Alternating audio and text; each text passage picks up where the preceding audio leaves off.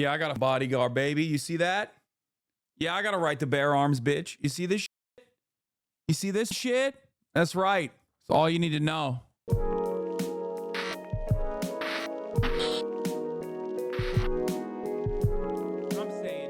Oh, here's the other thing. Most Americans are wrong about crime. Let's watch this one as well. This is the Hasanabi is right. In the fall of 2022, we conducted 100 interviews in New York, Seattle, Chicago, Philadelphia. Hannah Love, she researches cities and public safety at the Brookings Institution. What we overwhelmingly heard from folks was fear of crime in downtown business districts. It was 2 years into the pandemic, and in the middle of what felt like an explosion of American crime spiking on the streets of cities across the country. Grapple with crime has increased. Nationwide spike in violent crime in the U.S. is rising. Homicides increased by 36%. Are all these video shows stealing your jokes make you believe in IP? No, dude. What are you talking about? It's awesome. I want everyone to repeat what I have to say. I want people to internalize what I have to say. I want people to believe what I have to say. I want people to also, advocate on the same boundaries. If you think that the way I communicate these messages are good, then that's great. I don't give a that the most popular television program that is like, somewhat more progressive than the average mainstream media program is like repeating a lot of the things that I've said time and time again, even if it's like jokes. I don't give a shit. It's awesome. But since then, the story has gotten a little more confusing. Sometimes the news says that crime is going down, but other times crime is turning cities into war zones. FBI is underreporting random acts of violence. 2/3 of Americans say crime in the US is a very or extremely serious problem. And more than 3/4 of us say that there's more crime than a year ago. So, which is it? Crime up or crime down? And if it is down, what exactly do most Americans actually think is happening with crime? crime. Bro, are you gonna kill me? Everyone's favorite leftist degenerate, Hassan Piker. You are not white, Lamau. Soy boys. I'll never understand ass eating. Trump wins and will continue winning. Cope, seethe, dilate. Ohio is base. Hassan, thoughts on Trump being number 45 and number 47? It's a little about the Jews, to be fair. Sussy hypno. And then this motherfucker is like, do you have guards? Hassan, do you have bodyguards when you go out in public? Oh, he's at the Daily Show. Oh, nice. Nice, dude. What's up, bro? You gonna come kill me? Is that why you're asking? How about you kill the top of the hour ad break right now by subscribing? Oh, wait, you can't because you got banned, bitch. Suck my dick. Here's the 3-minute ad break now, motherfucker. I miss when you used to get excited about the ratings. I don't anymore. I've died on the inside. You can't kill what is already dead. That's crazy that this dude asked like 3 times. Like, what are you trying to get out of this? This dude straight up. Hassan, do you have bodyguards when you go out in public? Hassan, I know that he's probably not trying to kill me. He's probably going to make an argument because in his mind, he thinks like, oh, Hassan's a famous person. He must have a bodyguard wherever he goes.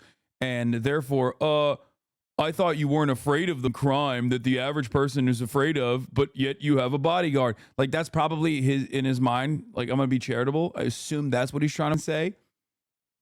Don't be scared. I mean, it's a little weird when a parasocial weirdo in the chat is literally asking over and over again, do you have bodyguards when you go out in public? Like he's trying to, do a pen test. It's like, what's your OPSEC looking like? It's not a weird question. Yeah, I got a bodyguard, baby. You see that? Yeah, I got a right to bear arms, bitch. You see this shit? You see this shit? That's right.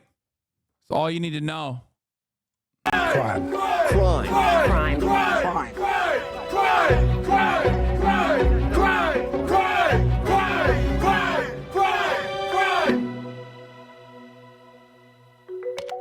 So my first question was, okay, when the news says that crime has decreased, where's that info coming from?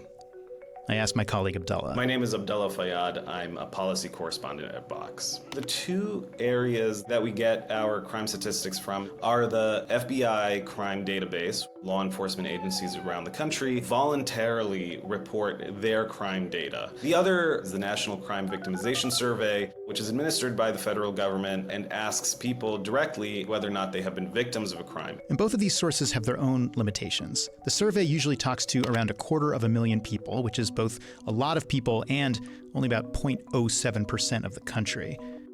And the FBI's data is by nature only made up of crimes that get reported to police. That's actually a big reason the FBI's data on homicide is one of the most widely studied and cited crime statistics, because murder is almost always reported. Now, right now, this chart ends in 2019. Add 2020, and we see murder spike. There is a reason why people feel like crime is going up, because crime was going up. But experts we talked to also recommended putting that spike into The dipshit shouting crime, crime, crime has to be one of my favorites. Yeah, it was so funny. It was a perfect distillation of like why the Republican crime panic failed. Like they were excited that crime was happening so that they could potentially win. to context of the way that things were before this, what sociologists and criminologists refer to as the great crime decline of the 90s. And if you extend the chart in the other direction too, all the way to 2023, that 2020 spike starts to look temporary. It's now falling. Not yet to where it was before the pandemic, but down. So that's homicide, but we can also look at the FBI's broader violent crime rate over that same period of time, which also looks like it's falling. The national property crime rate is a similar story. This doesn't mean that all crime is going down everywhere, but it does mean it's down in most places. And yet, 77% of us say the opposite is true. So let's look closer at that. The polling organization Gallup has actually been asking Americans this question for about 35 years, and their data on how people have answered it over that time gives us a clue on how to interpret it. Because it turns out, with the exception of like 2 years, a majority of Americans have always said that crime is higher than it was last year. What we're seeing is a consistent fear about crime, despite the fact that over the same period of time, crime had been steadily. You think this will convince your uncle? No. Dude, I think you need to understand something very important, okay? Not only are we unimaginably susceptible to propaganda, we also personally don't want to ever admit that we're wrong, okay? So no, like once you get swept away and very publicly just plant your flag, especially in a society where there is no reward for coming to a correct conclusion and saying, my bad, there is no reason for you to ever change your mind. Think about it this way.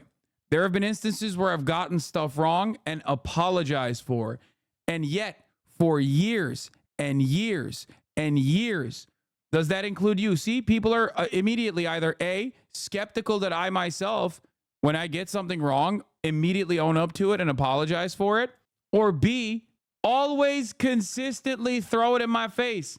Look, this person is obviously using the example of how people punish you. When you get something wrong and you say, my bad, I was wrong on this, people go, you're backtracking. This chatter is not making a joke, or I mean, this chatter is just saying that like, that is what it's called. Okay. Or I guess he's making a joke. I didn't think you were like saying that to me in particular. I just mean that like, that is how people operate. People instantly in that moment will go, you're backtracking, you're an idiot, right? There's a term for it. And that is very annoying. So for that reason, there's no reason to ever say that you're wrong. Own up to it. Just move on. Move on with your life. Plant your feet firmly, double down, triple down, quadruple down. Now, obviously, if you're, if you have your own personal moral compass, your own personal convictions, and you don't want to, even if you think people are not going to recognize that you're admitting that you're wrong on something, you should still obviously apologize or admit that you were wrong and move on.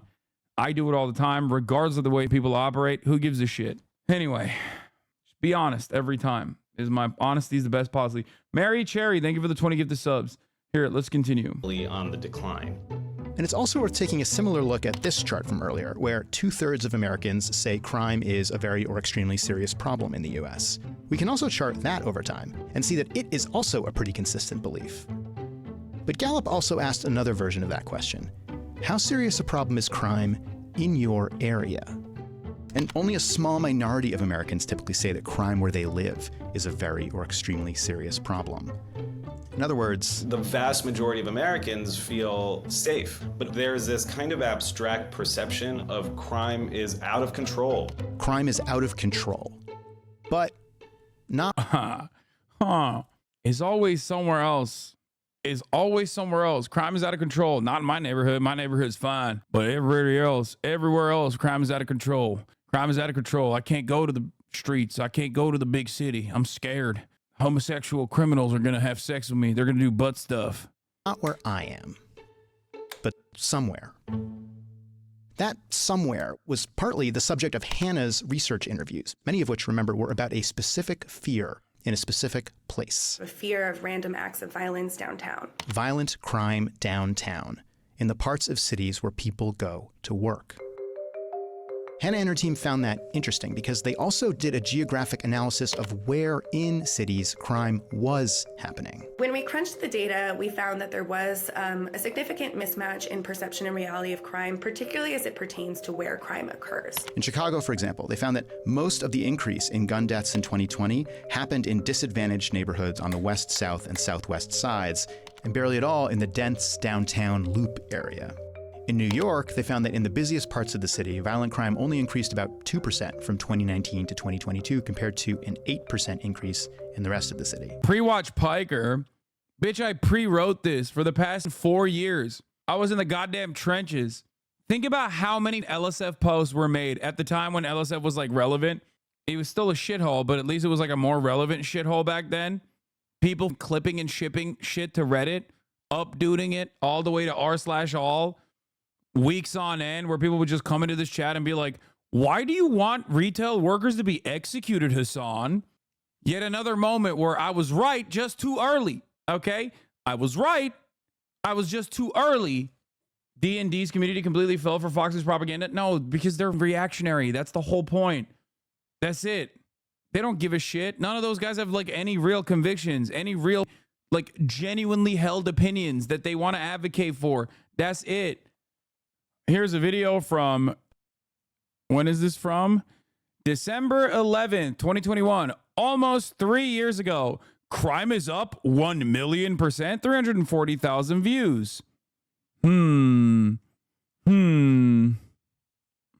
Yo, listen, this is something I've been meaning to cover for a while, this mass hysteria around crime waves in Los Angeles. But I do suspect these sorts of stories are going to keep popping off. Now, local news is mega right-wing. I say this all the time. They're super reactionary. You've probably seen the famous like Sinclair Broadcasting local news coverage where they just basically say the exact same thing.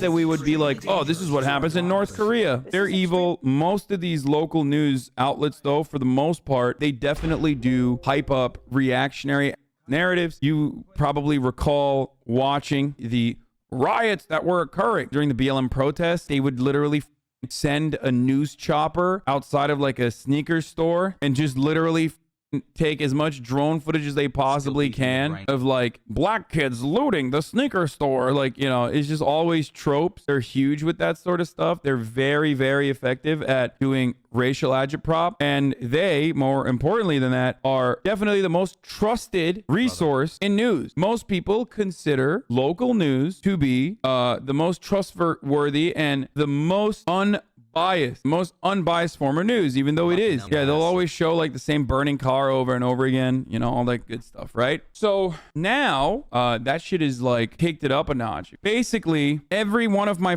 rich friends, literally every single one, has had their very own Casey Neistat moment. If you recall, Casey Neistat was like, I mean, he went from like Black Lives Matter to cut the tall trees the moment that like someone broke into his car, right? And I feel like that's precisely what's happening with a lot of people in California. A lot of libs in California are showing once again that, you know, they are simply social fascists. Not to, you know, bring it the age-old Stalinist argument here, but they're going mass the fuck off. Why are they going mass the fuck off? Well, because there's mass hysteria. I'm gonna be honest, like, it's hard not to go mass the fuck off and like lose your mind if you're just a dumb person who doesn't know anything and you're just seeing from every outlet, including your Instagram feed, is telling you like, look at these black teenagers. I'm done. I've already done political commentary for the future. I've done it. I have, I think, covered every single issue known to man in perpetuity. There is no reason for me to make another single new video for as long as I live. You can just go back to videos from 3 years ago and go back to videos from 4 years ago. It is literally just the same commentary. And once it's correct, once I am corrected, once I'm found to be correct, once history absolves me, you can watch it again. Okay? That's it. There is no reason for me to do any more commentary. I've been saying the same goddamn shit for the past 10 years. Ah! Hasan, you are 70% right on this. The Republicans have been shipping their homeless population. Other people don't want it in their cities, the blue states, gnarly hair. You're like 70% right on this. No, dude, you're just clinging on to whatever reactionary point you have about homeless people. No, dude, it doesn't matter what the crime stats are. That's not what I'm saying. What matters then? Your feelings? What are we talking about? What are we talking about? My job is to educate people. I can't just be like, I'm sorry, everyone's racist. Okay? Thems are not doing a good job of explaining that the crime stats don't matter. What do you mean? What are you talking about here? My job isn't to go, well, a lot of people are racist, so I guess I have to be racist myself. Let me re-triangulate my messaging. My job is to tell you what the fuck is actually going on and where the panic is. What do you mean? You can't come in here and be like, facts don't matter. Sorry, every single person is actually just like, they're racist, so we can't do anything about it. Steady decline in violent crime equals doesn't matter. To that chatter, it doesn't, because people still feel like it's up. So I guess I should just stop trying to tell people what the truth is. And if your argument is going to be the visibility of homelessness is causing people to panic and think that like crime is on the up, yes, I also, if you watch this, you will hear me talk about especially that as well. Okay? That is another part of this conversation that I have and have had many times over. Anyway, let's get back to John doing what I've been doing, but now in 2024. Downtowns were not driving any sort of citywide increases in crime, even though people felt as though they were. So even when violent crime was higher, it wasn't high where people thought it was high. But why did people think that? Hold on to that thought, because slight tone change. This video. Oh my God, it's like insane that they just like make these commentators do like BetterHelp as like YouTubers nowadays on Vox. Has the disagreement ruined your relationship with your uncle? No, because he's my uncle and I love him unconditionally. That's blood. So no, it has not ruined my relationship with my uncle. That's crazy. The uncle-nephew bond is impenetrable. It's a fortress. Okay? All right, so we were looking at this data that showed us that Hasan's fall off needs to be studied. Brother, how about you study the ways in which I've actually developed an audience of this size so you can take it back to your dumbass streamers community and maybe he will get to my fall off level so you can do victory laps. Okay? What do you mean? Your favorite streamer doesn't come to this level, doesn't even touch my fall off level. What are we talking about? How about you fall on? That's crazy. That's crazy.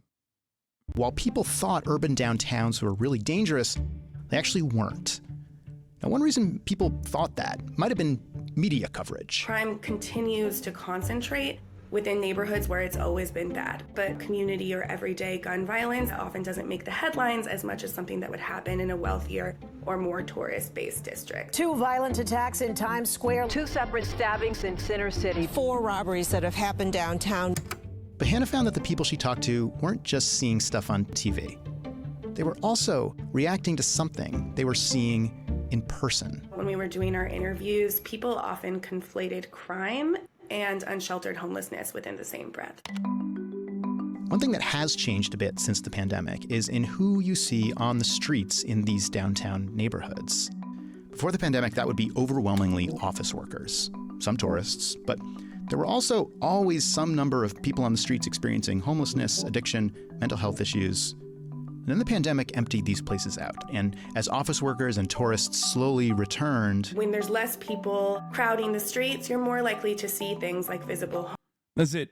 I've also, once again, described this quite a bit as well. People see the visible homelessness and immediately attribute it to the skyrocketing crime rates.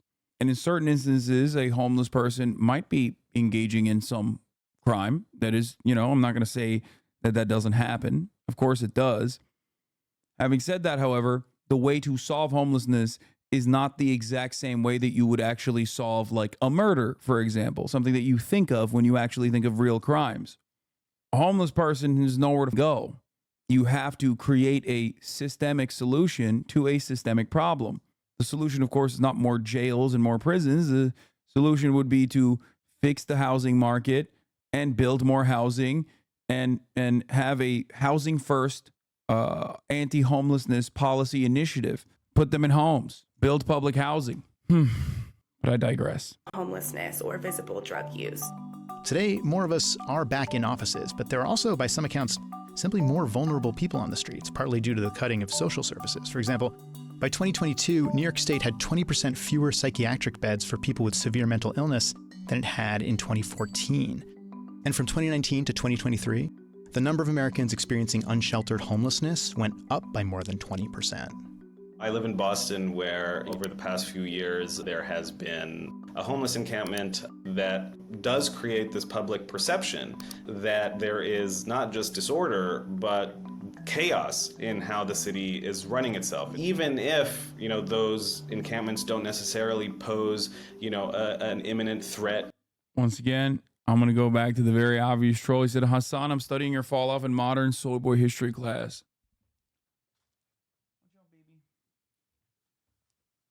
They should probably put that in your modern soy boy history class. Brother, if I'm a soy boy sitting at 6'4" and my lightest in the past couple of years at 235 pounds, okay, not soaking wet. You might be soaking wet. Your mom might be soaking wet. I'm dry, 235 pounds. Then what is the average American? What is your favorite streamer? If I am a soy boy, who's your favorite streamer? Thor Bjornsson? Who is out there?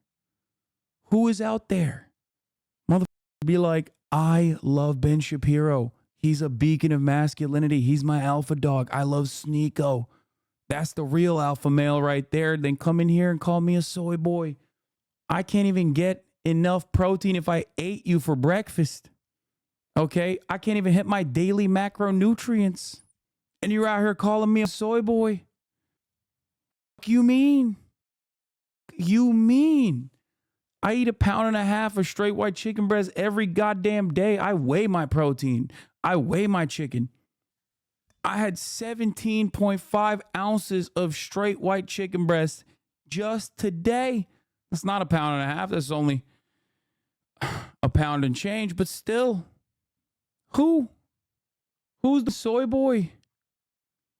Anyway, let's keep going. Or danger to the residents that live in those areas. Changes like these can make a city feel different, even less safe.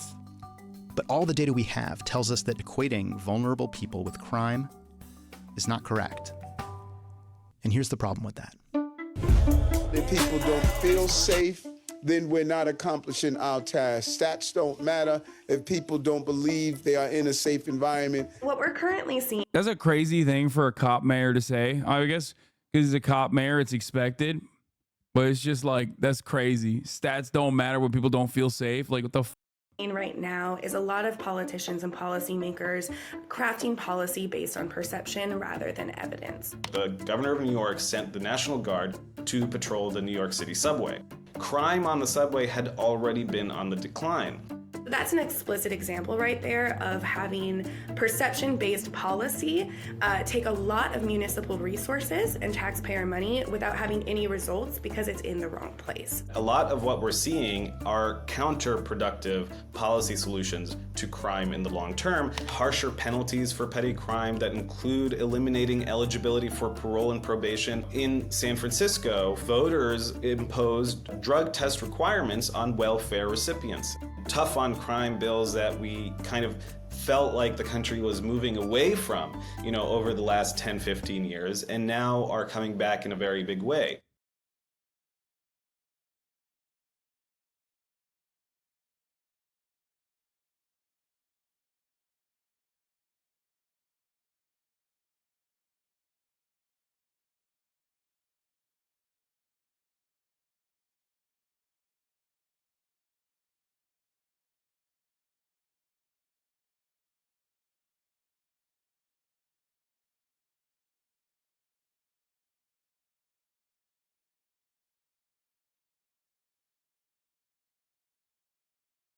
You were the one who was like, we gotta keep funding the police. Crime is out of control. You said that too, Brandon. Dumb fuck. Where was that attitude?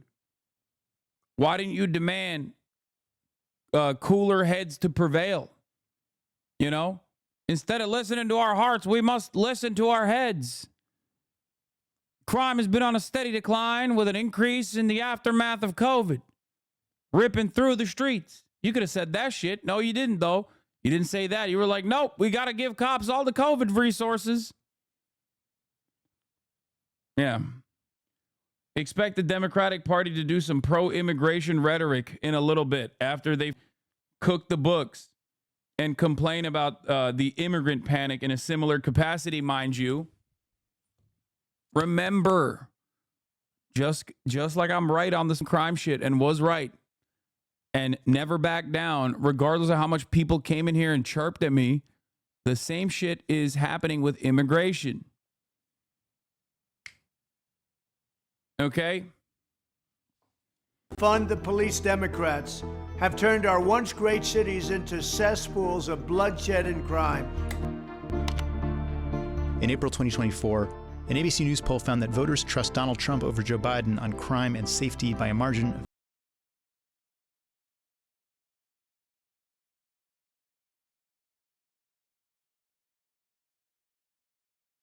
of like this. Oh, here comes Mr. Pennsylvania with some stats. Fast decline was in Philly with a progressive DA that tried to impeach at the state level with an unprecedented anti-democratic move. Turns out the left was right. Yup. Larry Krasner, George Soros, DA right there. What happened, Philly? What happened, Philadelphia? What happened to all the naysayers? What happened to all the naysayers? Everyone's like, oh, George Soros, DA, district attorney. He's progressive. He's woke. He's gay. He's releasing criminals left and right. Murder rate, steep decline in Philly. What the fuck happened? Meanwhile, Philadelphia is still number one on the murder rate. When you put Benjamin Netanyahu, a designated war criminal, on the board as a Philadelphia resident. Let's be real. Let's be for real. Benjamin Netanyahu still got way more bodies. Technically, Philly is out of control on the murder rate, but... And that by 2025 or 2020...